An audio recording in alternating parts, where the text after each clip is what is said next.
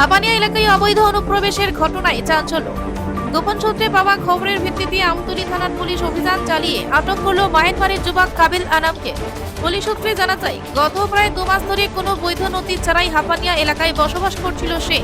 আমতলী থানার ওসি পরিতোষ দাস জানান, নির্দিষ্ট ধারায় মামলা রুজু করে আজই অভিযুক্তকে আদালতে তোলা হবে।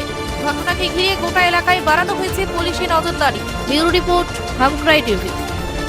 আমাদের কাছে একটা খবর ছিল যে কাবিল আনাম তার বাড়ি মায়ানমার, গত 2 মাস ধরেই হাপানিয়া এলাকাতে অবৈধভাবে এদিকে বসবাস করছে।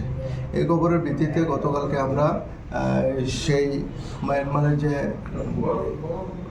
ন্যাশনালিটি কাবিল আনাম তাকে আমরা গতকালকে অ্যারেস্ট করি এবং তার বিরুদ্ধে আমরা একটা স্পেসিফিক মামলা নিয়েছি এবং আমাদের ইনভেস্টিগেশন চলছে। তার সঙ্গে কে কে জড়িত আছে এবং কে তাকে প্রশ্রয় দিয়েছে এই বিষয়টা আমাদের তদন্তে আসছে। আজকে তাকে পুলিশ রিমান্ড চেয়ে আমরা আদালতে প্রেরণ করছি। তার কাছ থেকে কি কোনো কিছু উদ্ধার করা হয়েছে?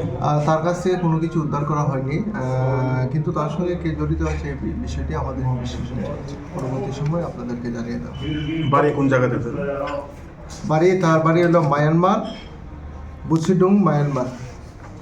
কত বছর ধরে এখানে গত 2 মাস ধরে আমাদের ইনভেস্টিগেশন প্রাইমারি তদন্তে আমরা এখন পর্যন্ত এতটুকু জানতে পারছি। পরবর্তী সময় আরও আমাদের রিমান্ডে এনে আমরা জিজ্ঞাসাবাদে আমরা বাকি তথ্যটি জানতে পারবো এবং তার সঙ্গে কে কে জড়িত আছে তাদের বিরুদ্ধে আমরা স্পেসিফিকভাবে আমরা মামলা নিয়ে তাদেরকে আমরা অ্যারেস্ট করব।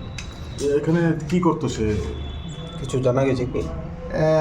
এখন প্রাথমিকভাবে জিজ্ঞাসাবাদে সে বলছে এখানে থেকে কাজকর্ম করত। একাই ছিল সে? এখন পর্যন্ত একাই আমরা পেয়েছি।